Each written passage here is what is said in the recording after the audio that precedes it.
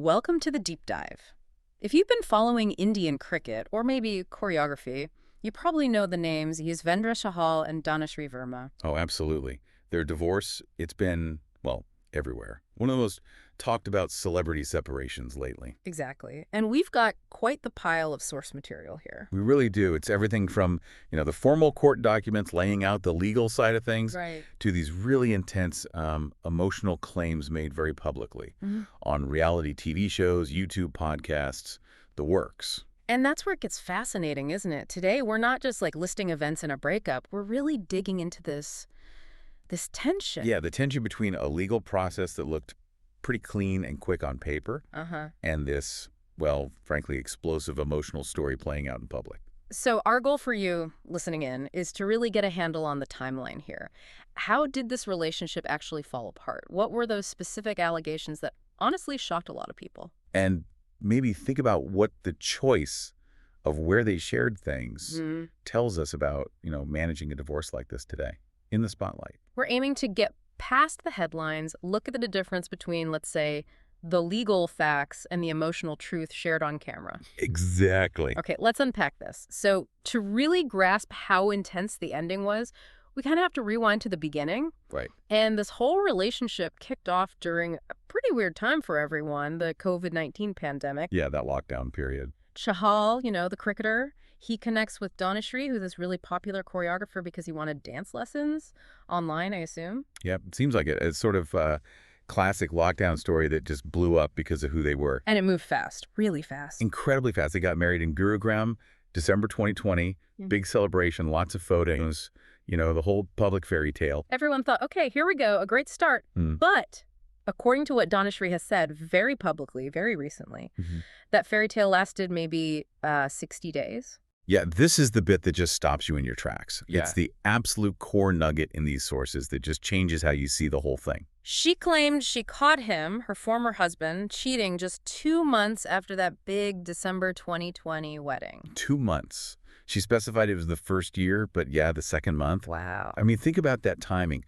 The shock of that against the backdrop of this very public, very fresh marriage, it's jarring. And the sources are specific about where she dropped this bombshell. Yes, that's crucial too. It was on the reality show Rise and Fall. Right. She was like having breakfast, chatting with the actor Kubbra Sait, and the conversation itself, it's right here in the material. Here's where it gets really interesting. Sait asks her, basically, when did you realize this wasn't working, that this was a mistake? The quote is, when did you realize in your relationship that "Pai, ye nahi shal sakta, ye mistake ho gaya hai." And Dhanashree's answer, just one line. So precise. Cut right through everything. What was it? First year. Caught him in the second month. Wow. Yeah. And think about sharing that, something so devastating, so immediate, on a reality show. It's a power move, right? So controlling the story, making sure her emotional truth gets out there loud and clear. The source even notes Kubbra Sait's reaction. Just crazy, bro. Which pretty much summed it up for everyone watching, I imagine. That reveal changes everything. It means the foundation, the trust, it was basically gone almost from the start. Exactly. But they stayed married, publicly at least, for another, year and a half? Yeah, until June 2022, that's when the sources say they actually separated. And that's the puzzle, isn't it? That's the real tension we need to look at.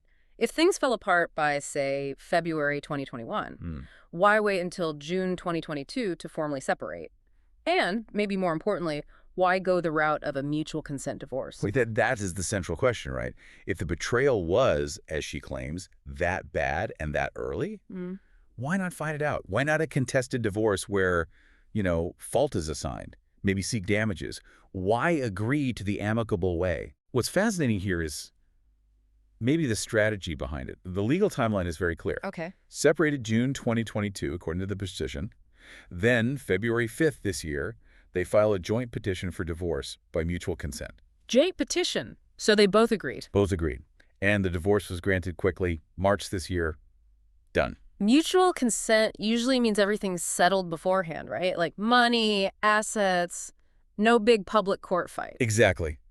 It implies they agreed on all the terms, which keeps things fast, private, and avoids those messy public battles. So the legal record shows this clean, efficient split. Which is such a stark contrast to the emotional story she's telling now. Precisely. And that choice, the mutual consent, it became a tool for her, didn't it? Yeah. Especially when dealing with speculation. Like the alimony rumor. Exactly. Dhanashree tackled those head on, again, on the reality show, talking to Aditya Narayan this time. Okay. She flat out said the rumors flying around about some massive alimony payout were just wrong. And she used the legal facts to back that up. She did. She basically pointed to the mutual consent divorce. Her stance was, quite powerful. She said the divorce was quick because it was mutual. Implying no big payout was needed to make it happen. Right. And she added something interesting about, who she feels the need to explain things to. Oh.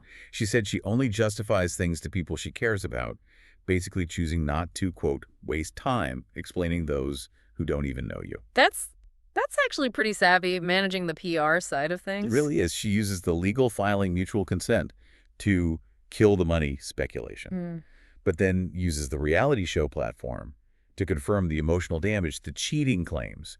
It's like separating the legal strategy from the personal story. So keeping the legal part quiet and efficient. Yeah, sacrificing maybe a potentially more punitive legal outcome you might get in a fault-based divorce. Right. In exchange for speed and privacy, which mutual consent offers. And then she reserves the right to tell her side, the emotional side, later on her terms, using these big entertainment platforms. That swift legal end is still quite something, though, especially when you hear about the actual personal cost. Oh, definitely. Our sources really detail that emotional toll, even after being separated for over a year, even after, mentally bracing for it. Dhanashree first talked about the final court hearing back in August, I think, on the Humans of Bombay YouTube podcast. Right. And notice the platform choice again. YouTube podcast, it's different from reality TV. More space for reflection, vulnerability, a longer form. Totally. And what she described about that final day in court, it just shows that mutual consent doesn't mean it wasn't gut-wrenching. What did she say exactly? She said despite feeling so well prepared mentally, when the final verdict came, she just lost it. Became so emotional, started howling in front of everybody, like a complete breakdown. Wow, just howling. Yeah, she said she just kept crying and howling. It shows that finality, even when legally expected, it just hits you viscerally. That's the human cost, isn't it? It kind of cuts through all the legal language, the mutual consent. It reminds you this was the end of something major, a marriage. And she added this one small, telling detail. What was that? She recalled that after it was all done, Chahal walked out first. Oof. That says a lot, doesn't it? Even in that final moment together legally, that distance. Yeah, it really paints a picture. That howling, that image. Yeah. It completely clashes with the idea of a neat, agreed-upon ending. And, well, this being the celebrity world, the end of one thing immediately sparks talk about what's next. Always. Predictable, really. After the divorce was final in March, Chahal was spotted pretty quickly, wasn't he? In Dubai? Yep. Enjoying the Champions Trophy final. And he was with RJ Mahvash. And cue the speculation. Instantly. Romance rumors just lit up online, in the media. Standard procedure, almost. It is important, though. The sources are clear on this. Mahvash has pushed back. Right. She has consistently said they're strictly platonic, just friends, trying to shut down that rumor mill that follows any newly single celeb. So if you pull back and look at the whole arc, Yeah. you've got the shock of the initial claim cheating just 2 months in, then the very strategic, clean, mutual consent divorce. Then her using that legal status to deny the alimony talk. But then sharing that incredibly raw emotional breakdown in court. Right. And finally, the inevitable dating speculation surrounding him afterwards. It really gives you this 360-degree view of how a modern celebrity divorce plays out. Not just in court, but everywhere, on every screen. It's a fascinating intersection of law, emotion, and media strategy. So what does this all mean? Okay, let's recap the key bits we've learned. Relationship starts during COVID. Quick marriage, December 2020. Then the absolute bombshell claim. Yeah. Infidelity, just 2 months later, around February 2021. But the legal process is handled very differently. Separation mid-2022, then a fast mutual consent divorce finalized March this year. Which Dhanashree then used to publicly shoot down rumors of a big alimony settlement. Yet that legal neatness didn't erase the pain. She shared that deeply personal story of, well, howling in court during the final moments. So we've basically pulled together the legal facts and these very powerful personal stories that came out across different platforms. Yeah. And the big takeaway seems to be this almost sophisticated approach. using the legal system for a practical, quiet outcome, while simultaneously using entertainment media, reality TV for that immediate shock value, podcasts for deeper emotional sharing to shape how the public understands the why behind the split. It's like we have two narratives running side by side, both presented as true, the legal one and the emotional one. Exactly. And that leaves us with a really interesting question for you, the listener, to think about. Okay. In this celebrity world where controlling your own story is so important, what does it actually mean when someone high-profile uses a legal path like mutual consent that signals agreement, peace, maybe even amicability, but at the same time uses these huge public platforms to reveal something incredibly painful and explosive, like finding out about cheating almost right after the wedding? Are they just conflicting stories? Or is one like the price you pay for the other? Yeah, is the public revelation just sort of the trade-off for getting that quiet legal end? Or does sharing that emotional truth fundamentally change what we know about why the marriage really ended, regardless